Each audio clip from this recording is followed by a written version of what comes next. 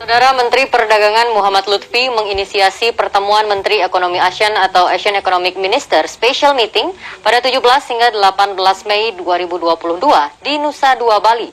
Pertemuan khusus ini dilakukan guna mempererat hubungan para Menteri Ekonomi ASEAN. Asian Economic Minister Special Meeting ini merupakan pertemuan khusus karena tidak dijadwalkan sebelumnya dalam agenda resmi ASEAN.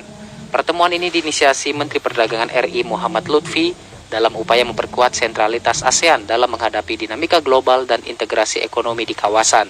Menteri Perdagangan menyampaikan optimis bahwa perekonomian ASEAN akan kembali ke kondisi sebelum pandemi dengan pertumbuhan produk domestik bruto diperkirakan mencapai 4,9% pada tahun 2022 dan 5,2% pada tahun 2023. Pertemuan di Bali ini memprioritaskan 10 negara anggota ASEAN dapat lebih menyatu dalam melindungi pertumbuhan ekonomi ASEAN, sambil meningkatkan integrasi dan kontribusi ASEAN terhadap perekonomian dunia.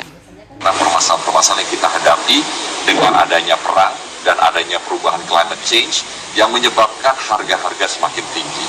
Kita juga sudah bicarakan tadi bagaimana negara-negara ASEAN ini dapat bersatu.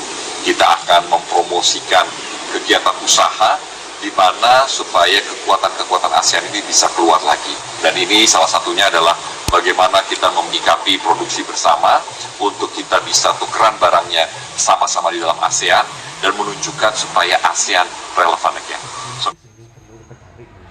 Melalui Economic Minister Special Meeting, perekonomian ASEAN diproyeksi akan tetap tumbuh positif dan mampu menghadapi tekanan hingga krisis ekonomi di sebagian belahan dunia. Pertemuan khusus Menteri Ekonomi ASEAN secara fisik di Bali ini adalah yang pertama kali dilakukan di masa pandemi dengan menerapkan protokol kesehatan.